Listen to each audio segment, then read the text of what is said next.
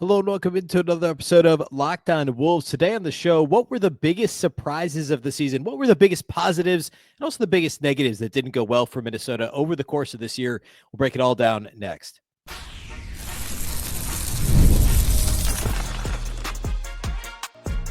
You are Locked On Timberwolves, your daily Minnesota Timberwolves podcast. Part of the Locked On Podcast Network, your team every day. Hello and welcome to the Locked On Wolves podcast, part of the Locked On Podcast Network, your team every day. My name is Ben Beecken. I'm the host of Locked On Wolves. Today's episode is brought to you by Monarch Money. Take control of your finances with Monarch Money. Use the code LOCKEDONNBA at monarchmoney.com for 50% off your first year. Happy Monday, everybody. Hopefully you had a fantastic weekend. And today on the show, I want to do a bit of an overall season in review. We're going to get into player reviews here later in the week and get pretty in the weeds on some individual player performances for the season.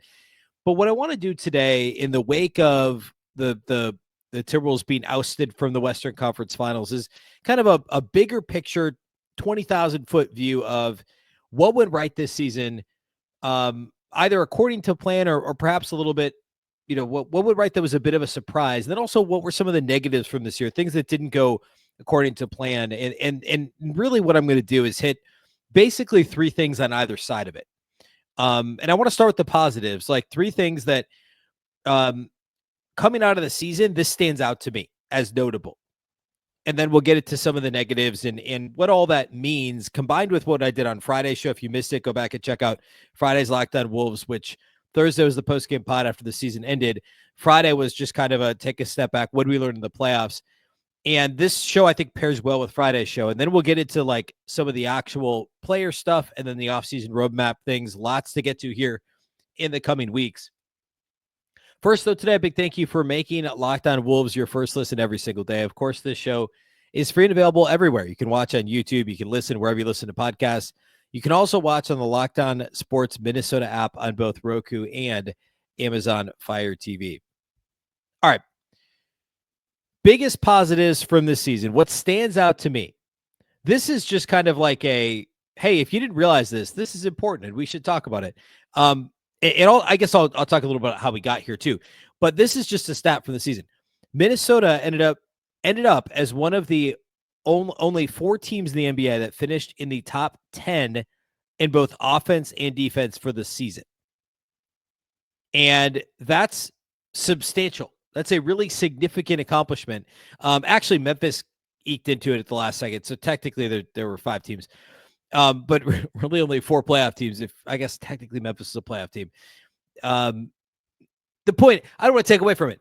It's a pretty incredible stat. And we talked about this actually at the All-Star break. I did some predictions at the All-Star break for the end of the season, and I don't want to spend too much time on that. I did pretty good. I thought they'd finish 21-6, and Minnesota finished the season. What did they finish? 21-6. I think they finished 19-8. So it was very close. I thought they'd finish with 51 wins. They finished with 49 wins. I missed on the Ant scoring a bunch of points toward the end of the season. That didn't happen. But the Wolves finished with the top 10 offense and defense. They were outside of the top 10 in offense at the All-Star break. And I predicted that they would finish the season top 10 in both. Last season, it was only Boston, OKC, Denver, and the Knicks that managed that. This season, it was only OKC, Boston, so two of the same teams that did it last year, then Cleveland, Memphis, and Minnesota. Memphis barely hung on the defensive side of the floor, but they ended up, being able to check that box when it was all said and done. Very impressive stuff for the Timberwolves. And of course, there's a lot of reasons why this was the case. Early in the season, it was both ends of the floor were inconsistent. As the season wore on, we saw the Timberwolves start to figure things out more offensively. We saw guys like Dante DiVincenzo had a terrible start to the season. We know Julius Randle had a bad start to the season. And then midseason, we saw Dante and Randle and Rudy Gobert all get hurt. And yet the Wolves continue to ascend on both ends of the floor. And to finish top 10 in all of those in both of those categories, one of only five teams to do it, and again, only four did it last year, is a testament to the growth of this team throughout the season. And within that, of course, we can nitpick a little bit. They still turn the ball over a lot more. than they should have, but that's another area where they really improved. The offensive rebounding, they were bottom 5 in the league, over the first, 2-3 months. And they finished at the top half of the entire league in offensive rebounding, which is crazy. And, of course, in the playoffs, smaller sample, we saw some of these issues really get magnified. The turnover thing against OKC was obviously a big issue, but that was really the only major problem with the offense. Minnesota actually finished 8th overall in the NBA in offensive rating. I should also say, this is all cleaning the glass stuff. Cleaning the glass takes out the end of the quarter heaves. They take out garbage time in blowout games. So a very serious accomplishment for Minnesota. And to go to the conference finals in consecutive years and to be this good on both ends of the floor this season. And we'll talk a little bit about the defense, but like last year, the offense wasn't nearly as good, but they had the best defense in the league. To have top 10, 3 of the 4, potential units here, offensive defense over the last 2 years, be top 10 is a huge testament to the coaching staff and to the players.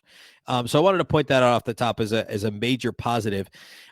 More specifically, this is something we'll dive into a bit more as we get into the player reviews. In fact, I'm going to do an entire show on Anthony Edwards' season.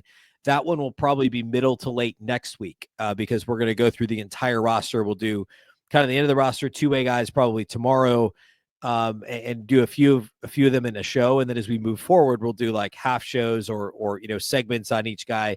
We get into the starting lineup, we'll do full shows on most of the starting lineup, would be the plan. But quickly with Ant, there was real growth this year. And I think there's a lot of we look at the playoffs and there's this camp of Ant didn't come through, the national media camp of Ant didn't come through and he's, whatever. And then my immediate reaction is, well, yeah, neither did SGA when he was 23. SGA wasn't even an all-star, right? Like SGA and the Thunder were getting beat by the Timberwolves in the play-in 2 years ago. These guys grow. Ant's going to continue to get better. But let's not lose the fact that he did grow this year. Everybody knows about the three-point shooting. Right? He led the league in attempts and makes. And he shot nearly 40%, 39.5%, which is a crazy number considering his previous career high was sub 37%. He was nearly 3 percentage points better than his previous career high, and he did it by shooting almost 300 more threes than he did last season. It's just crazy. We know about that. That's not the only area that he improved either. We saw Anthony Edwards improve as I would say as an offensive, and this feels like it's a slight thing, but I think his activity level on the offensive glass and off the ball offensively drastically improved. And that encompasses getting himself easier buckets, some catch and shoot buckets, and it includes the offensive rebounding thing, which again was a marginal improvement, but it helped get him a couple easy buckets here and there. It helped his team out immensely. I thought that was important. And I want to make sure that I point that out. I also thought I thought the defensive off-ball activity was a little bit better for him this year as well. I think overall we saw him mature in those different areas. The assist rate was down. I still think the decision-making overall got better. And with the way that teams chose to blitz him so often, which was, by the way, another reason why putting in work off the ball was super important, because he was getting off the ball early in possessions more often and needed to find a way to get the ball back in the half court in order to have an impact. And I thought he improved there as well. The overall decision-making in terms of his shot distribution, before the season, I did the Locked On Fantasy Basketball preview with Josh Lloyd, and we talked about how Ant could go, could become a top 3 MVP finisher. I think my prediction was he'd be a top 2 MVP finisher in voting this year. Obviously, it didn't happen. It was kind of my bold prediction on that show. But I said, hey, if he could take his mid-range jump shooting and, take one of those shots out per game and make it at the rim and another one out and make it outside the arc, that would give him a real shot to increase his scoring average. Well, that basically happened. It's just he didn't actually attempt more at the rim. He attempted less mid-range. They just all went outside the arc. And ultimately that was fine because he led the league in takes and makes and shot almost 40% from 3. But we saw his attempts at the rim shrink dramatically. It was by far his lowest number of attempts per rim, lowest frequency of attempts at the rim, and it wasn't close. And last year was his low to that point. His 2-point percentage this season dipped to just over 50%. And it wasn't necessarily a function of shooting poorly from the mid-range, although, in fact, he actually shot better from long mid-range. He just shot less of them. in the 10 to 16 foot range, which is a little less than 1 out of every 10 of his shots. He's only 34%. And last season, it was almost 45%. That's the only area he really regressed in terms of his percentage shooting the basketball from the floor. But I thought the overall decision-making was really solid. And that's a huge thing. And I talked about reallocating some of those long mid-range jumpers. He did improve his scoring average by almost 2 points per game. That's almost solely based on his three-point shooting, because he didn't get to the line any more frequently. In fact, his free throw rate was down because he attempted shots at the rim less frequently than he did last season. I will say that improved as the year went on. His free throw rate was pretty abysmal. It was like the lowest of his career, or right in line with the lowest of his career. Take out, I guess his first 2 seasons were very low, but the lowest over the last 3 seasons for a long time. And then by the end of the season, his free throw rate came up closer to where it was last year. That's an area that he's still got to get more rim attempts. But grand scheme of things, it's a massive positive that Anthony Edwards continued to improve. He was good defensively. He was all NBA second team again. He was an all-star again. He got his team back to the conference finals. He showed growth in a lot of different areas. And there is something too, it's a little bit funny with the Infinity Stones thing with he's beaten, KD, and now he's beaten technically Steph, even though Steph played 19 minutes against the Wolves in these playoffs. Jokic last year, and then first round this year with LeBron and Luka. I get it. It's funny. He did do it. There is something to that. But obviously, they're losing in the conference finals. He has to also take some of that flack as well. But the takeaway here is that there's clear growth being had by a guy who's 23. And like I said a little bit ago, SGA didn't do this when he was 23. Or pick your NBA star. How many NBA stars are taking their team to the finals at this age? Tim Duncan with David Robinson. Who else in the last 25, 30 years is doing that? LeBron didn't go to the finals this early in his career. So all that to say, there was real improvement from Anthony Edwards this season, no doubt. I want to talk about another positive, though we'll get into some of the negatives. We'll call them less positive things for this season. We'll do all that here next. Today's episode of Locked On Wolves is brought to us by our friends at Monarch Money. Ever check your bank account and wonder, where did all my money go? Between dining out, online shopping, and entertainment, it is easy to lose track, and that's where Monarch Money comes in. Your personal CFO giving you full visibility and control over your finances. Monarch Money isn't just a budgeting app. It's a complete financial command center. You can track all your accounts, investments, and spending in one place, so you stop just managing your money and start building wealth. When I started using Monarch, the thing that killed me was how much I spend on food delivery. I spend too much on it. Maybe it won't be as bad in non-NBA season, but Friday night, Saturday night, get home late, whatever, it can be a habit. But with Monarch Money, you can budget smarter and save more. And also, in addition to that, instead of juggling multiple apps, you could use Monarch to do everything. Check your finances, track spending, and even plan long-term goals. Take control of your finances with Monarch Money. Use the code LOCKDOWNNBA at monarchmoney.com for 50% off your first year. That's monarchmoney.com, code LOCKDOWNNBA for half off your first year.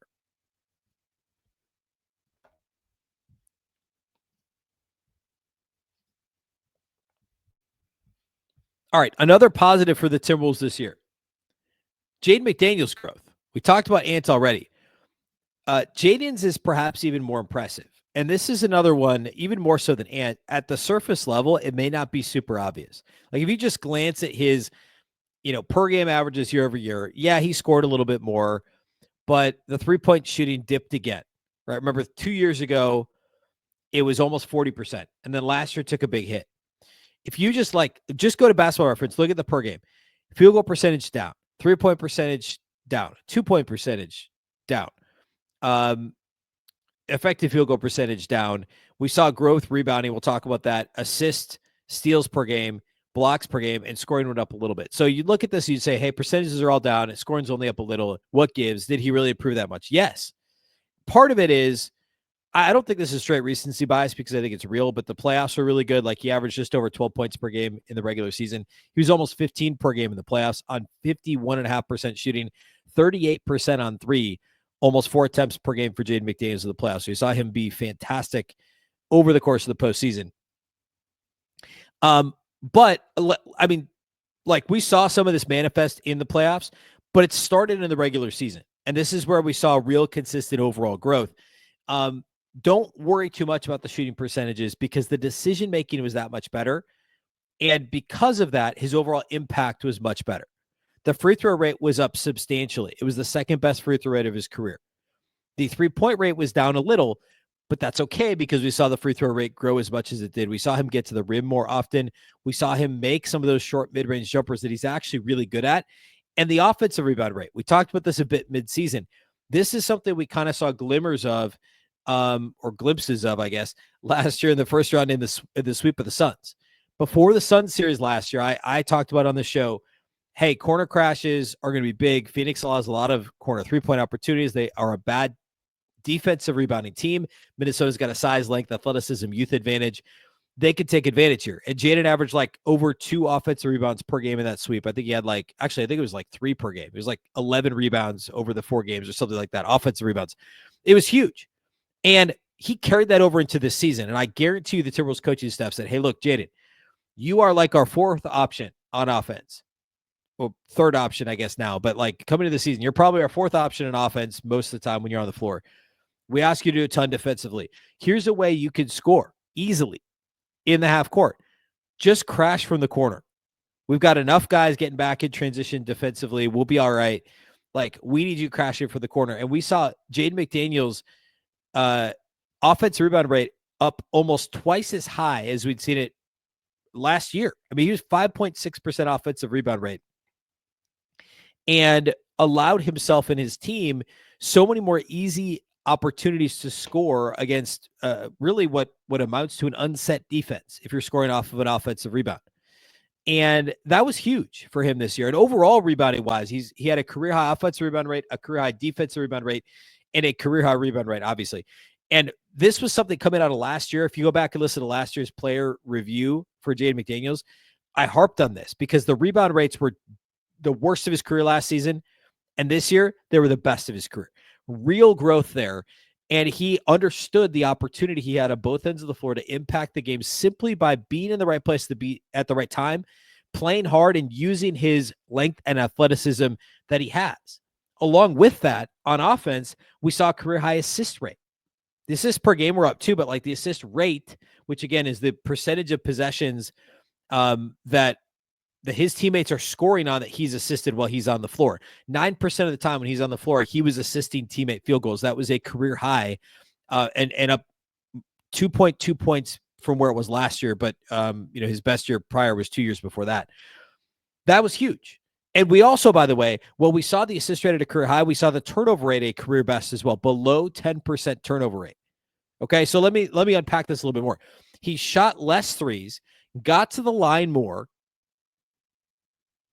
assisted more, and turned it over less. That is the sign of a player that things are slowing down and things are clicking. In year 5, his age 24 season, and then you layer in the offensive rebounding and the fact that he was putting the ball on the floor with purpose, and it wasn't simply, all right, they closed out to me, I got to take a hard dribble and shoot a contested 2, or I got to take a hard dribble and kick it back out to the perimeter. It was looking for the actual right timing, spacing, angle, etc. And all of this, in addition to that, a career-high usage rate. Like, he was more aggressive offensively and wasn't like a clear net negative like he has been throughout his career. He's been a bad offensive player. That wasn't the case this season. I thought Jaden McDaniels was fantastic. And again, we'll talk more about him when we do the player review. But that, if I had to pick one thing, that's probably the biggest thing. And further justifying the contract he could have, he did make all defensive second team this year, which is bonkers, like he did last year. Like, he already justified the contract, but for what he did this year, there's no question. And he's beginning to look like somebody who could be. Remember, Chris Finch famously compared him to Scottie Pippen a couple of years ago. Like, I'm not saying he's Scottie Pippen, obviously, but like that type of a multifaceted player who could potentially be the second best player if he continues to grow. It's not crazy to think he could be the second best player on a championship caliber team. Again, almost 15 a game in the playoffs on 38% shooting from outside the arc, 51% from 2 with lockdown defense. Like, that's what we're getting with Jaden McDaniels. It's been incredible to watch. incredible to see the growth throughout the course of this season. I want to close today by talking about a couple of things that were on the other side of the ledger for the Wolves this year. We'll do that next year. We'll close the show out.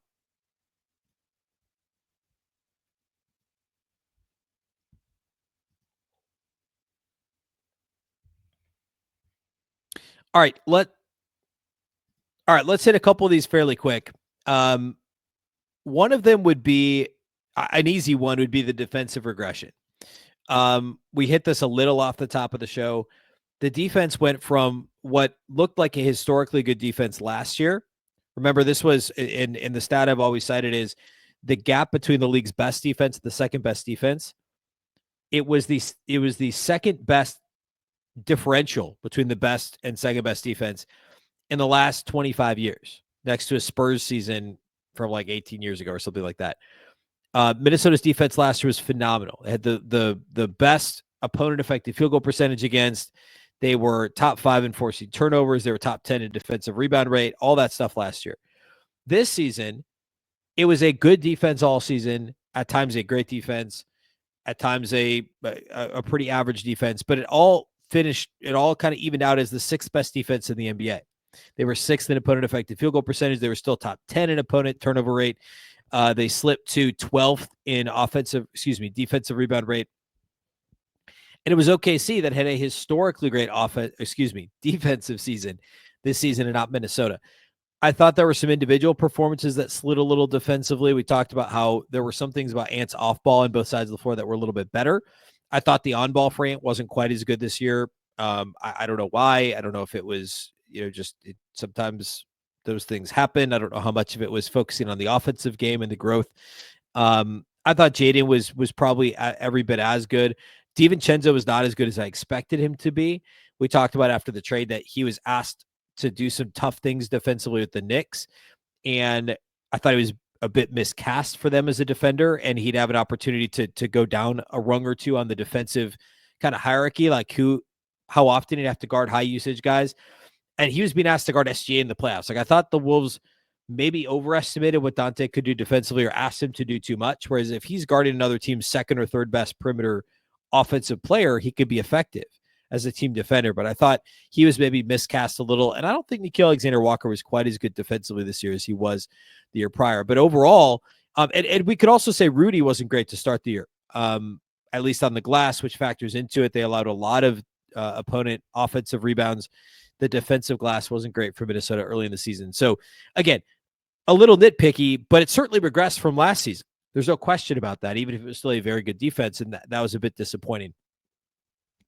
The last two things I have are actually related to one another. One is, there isn't really any sort of clear direction or resolution is maybe not the right word, but like, what do we know about the non-rotation? So like you have your 8 main rotation guys, and basically everybody else, set aside obviously Joe Ingles and Luka Garza, but like everybody else would be considered a young player, quote unquote young player, right? Like, what's the direction? Do we know if any of these guys are good or are they not good? I mean, that sounds crazy, but that's kind of where we're at, right? So like, if you sat here right now, you'd look at like guys who we thought would have a shot at the rotation. So Josh Minott, he had a brief shot like in November, and he didn't do very well, and he never saw rotation minutes again, other than a couple here and there, nights where guys are out or whatever. Didn't really get a shot. We don't know if he can be a rotation guy. There's a team option that needs to get picked up in the next 3 weeks. We'll talk more about him later. Leonard Miller, obviously not a rotation guy right now. Do we know anything about him? The two rookies, Rob Dillingham and TJ Shannon. Dillingham, we certainly don't have an answer either way on, but the Wolves invested a lot of capital to trade up and select him last year, 8th overall. So obviously he's in their plans, or at least is supposed to be. Like, what sort of leash is he given next year at the start of the season? And of course, we'll see how the summer and summer league and everything turns out, but we don't have an answer there. TJ Shannon, we saw a lot from late in the season and in the playoffs. I think everybody seems to think there's a rotation player there, but he's maybe the one we know the most about. I guess Jalen Clark would be the other one who technically was a first-year player this year after sitting out his whole rookie year with the Achilles injury. He was awesome defensively, and the offensive game was actually better than I expected. But in order to make some of these decisions, you don't want to go full Denver Nuggets with it and just be like, all right, well, I guess we're just going to hand these roles to Zeke Naji and Christian Brown and you know, a few of these guys and just like, I'm sure it'll be great. And only like one pans out. Right. And to Tim Connolly's credit, he has not done that. And clearly the Rob Dillingham insurance was giving more to Nickeil Alexander-Walker. Jalen Clark, I think, provided maybe more than they expected him to this year. I don't think Joe Ingles gave them what they thought they were going to get from Joe Ingles this year. So all that to say, there isn't a clear, like, we don't know what we have if you're the Timberwolves with some of these young guys. And there's going to have to be a little bit of roster churn. They have the 17th pick and the 31st pick. I said on Friday's show, I don't think they pick and keep guys at both of those slots. The only roster spots opening up are anybody that opts out. You've got Joe Ingles. You've got Nickeil's an unrestricted free agent who potentially could come back. What's this look like, right? Like, are you trading Leonard Miller for a future pick? Are you? I don't know. I have no idea, but that's part of the problem is I don't know that the Wolves know either what they have in these guys necessarily. So, but that's why Tim Connolly is paid the big bucks. That's why this front office exists, and they've got to figure that out. Related, the quote unquote backup point guard thing is what I'm going to put my own air quotes around that. And / Mike Conley replacement. Mike Conley still got 1 year left on his deal, but of course we saw how limited he was really for most of the season. Still valuable in terms of greasing the wheels of the Wolves offense, and obviously still a very respected locker room piece, still a solid team defender, although he was relentlessly hunted in the playoffs on switches. The Timberwolves do need to figure out the backup point guard thing, which I've been saying for 2 years. And clearly Chris Finch and Tim Connolly feel like they can get away without having a real backup point guard and just having Nickeil and or Ant and or Julius Randle or whoever initiate offense with the second unit when Mike Conley's not on the floor. And that's worked to an extent. And we saw certainly fits and starts there with Nickeil. I tend to think less of his on-ball ability as a creator for others than I think some do, and clearly than the Wolves do. But we really saw the Wolves offense bogged down with no true point guard on the floor. And Rob Dillingham is, of course, supposed to be the answer to that. But again, going back to the last point, do we know? Like, does anybody know? Is he going to be the guy next year? Can they put their eggs in the Rob Dillingham basket, or are they reticent to do that? What's the solution if Nickeil walks? Is it drafting a point guard again and having another young, in this case, rookie point guard plus Rob Dillingham will be all 20 years old next year? Is it signing a vet, which they have not done the last couple of years? Is it, I don't think it's like a Jordan McLaughlin, but you never know, right? Like, what's the plan there? Or is it simply, we believe it, like, and it's all fine and dandy over the course of an 82 game regular season. Apparently, like it was this year for the Wolves, to the tune of 49 wins, and last year to the tune of 56 wins. But what does it look like in the playoffs when you have a team like the Thunder that's breathing down your neck and Conley's not on the floor, or Ant's, exhausted or whatever, and you have Nickeil getting trapped and giving the ball up, right? Like, what's the answer there? I still think there needs to be some traction gain in terms of the backup point guard thing, a secondary creator, and ultimately the Conley replacement, which obviously the plan is for it to be Rob Dillingham, but we don't know how that's all going to shake out. And I don't necessarily say it's a negative. It's just still an open question mark that this season did not answer for us. Okay. That's all I got today. What I want to hit Tuesday, I'm going to start player reviews on Tuesday. And so we're going to start at the end of the roster. I think we'll do two-way players and then maybe like a couple of guys I just mentioned. Like I think I may do Leonard Miller. I typically will go like in reverse order of minutes played. So I guess I'll take a look at that. We'll dig in on some of those guys, likelihood that any of them are back or could have roles next season, and what the Wolves potentially see in some of these guys here moving forward. All right, that's all I got for you today. Big thank you for making Locked On Wolves your first listen every day. A reminder, we're still daily through June and July. We don't go like August 1st, we'll go 3 times a week, but we're with you through the draft, through free agency, through the primary kind of player movement stages of the offseason. So for 2 more months, June and July, we are daily Monday through Friday. And of course, you can listen anywhere. You can also watch on YouTube, and you can download the Locked On Sports Minnesota app on Roku and Amazon Fire TV and watch there as well. A reminder, for your second listen, you can check out the Locked On NBA Draft Big Board show. As we talked about a little bit ago, the Wolves have 2 picks in the top 31 in this draft. NBA draft expert Rafael Barlow will react to every workout, interview, and rumor leading up to the draft over at Locked On NBA Big Board. You can find that show on YouTube or wherever you listen to podcasts. Of course, the Locked On Wolves podcast is part of the Locked On Podcast Network. Remember, The Locked On Network is your local experts on all the biggest stories. Once again, I'm Ben Beecken. This is the Locked On Wolves podcast, and we'll catch you next time.